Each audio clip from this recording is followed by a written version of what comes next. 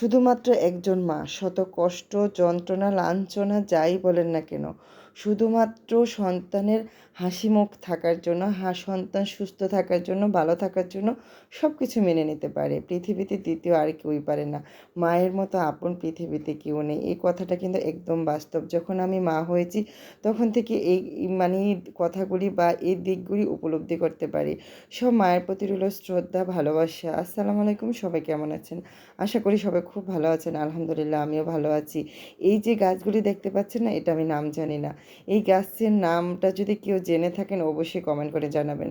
আমার ছেলে তার নিচের কাছ থেকে এনেছিল, তো আমি এটাকে নাম দিয়েছি অক্সিজেন গাছ। যাই হোক, এটার এত ভালো ফলন হয় গাছের, কি বলবো। মানে একটু আগা কোনো রকমের মাটিতে পড়লে এটা জীবিত হয়ে যায়। তারপরে এটা থেকে শাখা প্রশাখা মানে বাড়তে বাড়তে এরকম পর্যায়ে হয়ে যায়, একদম পুরা ব্যালকনি পড়ে যায়। তো আজকে কেটে ছেটে ছুটে দিলাম। আবার বৃষ্টি আসলে আবার বারান্দাটা পড়ে যাবে। আর এই কাজগুলি করার পর একটু বাহিরে গিয়েছিলাম অনেক কাজ করতে। কিন্তু গিয়ে হঠাৎ লিচু কিনবো, প্রত্যেকটা দোকান ঘুরতে ঘুরতে আমার লিচু পছন্দ হয় না। তো যাই হোক, অল্প কয়েকটা লিচু কিনে বাসায় ফিরছিলাম। এই টাইমে একটা মানে মুরব্বি দেখে আম নিয়ে বসে আছে। তো আমি এমনি মনের কৌতূহল থেকে জিজ্ঞেস করলাম, আঙ্কেল আমগুলো কি ভালো হবে? বলে অনেক ভালো। তো যাই হোক, আমাকে ছুলে দেখালো। তো আমি প্রথমে 3.5 কেজি আম এনেছিলাম। আনার পরে আমার ছেলে উঠে দৌড়ে এসে খেয়ে বলে, আম্মু এত মজা। তো আমার ছেলের আম্রপালি অনেক পছন্দ, বলে আম্রপালিকে ফেল করবে। আমি এই কথা শোনার পর দৌড়ে আবার বাহিরে গেলাম, গিয়ে আবার আমি 5 কেজি কিনে আনলাম। এত এত মজার আম আসলে, যে মানুষের গাছে এত মজার আম ধরতে পারে, মানে গাছে তো সবই আম ধরে, তারপরও আছে না ওই যে এলাকা ভিত্তিক কিছু গাছ আছে যে এত মজার আম ধরতে পারে, এটা আসলে জানাই ছিল না। একদম পেঁপের মতো কোনো আঁশ নেই, আর এত মিষ্টি।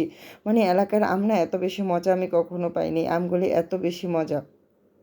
তাই যাক, আম এনে মা ছেলে মেয়ে বসে আম খাওয়ার পরে তারপরে ভাবলাম যে দুপুরে আজকে কিছুই খাবো না, যেহেতু এত গরম প্রচণ্ড, যেহেতু এটা গতকালকের ভিডিও ছিল, প্রচণ্ড গরমে আর কিছুই রান্নাও করব না, খাবো না। তো আসলে পেটের খিদা তো আর এই কথা মানে না। তো যাই হোক, দুপুর একটু রৌদ্র কমার পরে রান্না করে গেলাম। কি রান্না করব, আমি এত গরমে মানে অস্বস্তিকর লাগছিল। ভাবলাম যে পটল আর বেগুন একটু ভাজি করে নেই, আর সাথে 2 পিস চিকেন ভেজে দিব। এটা দিয়ে দুপুরটা চালিয়ে নেব। দুপুরটা চালাতে পারলে দেখা যায় রাতে কিছু একটা তৈরি করে দিলে আমার একটা দিন পার হয়ে যায়। কারণ আমরা মা ছেলে মেয়ে এভাবেই আমাদের ছোট্ট একটা সংসার চলতে থাকে। তো যাই হোক, এই তো পটল, তারপরে বেগুন, সাথে 2 পিস চিকেনও ভেজে নিয়েছি, আর শুকনো মরিচ ভেজে নিয়েছি। তো দুপুরটা খুব মজা করেই খেয়েছিলাম, যেহেতু আম খেয়েছিলাম, মিষ্টি মিষ্টি আম, তারপরে ঝাল ঝাল এই খাবারগুলি খেতে ভালোই লাগছিল। আর রাতে একসাথে 2টা ডিম ভেজে একটু আলুর ভর্তা করে রাতটাও পার করে দিলাম।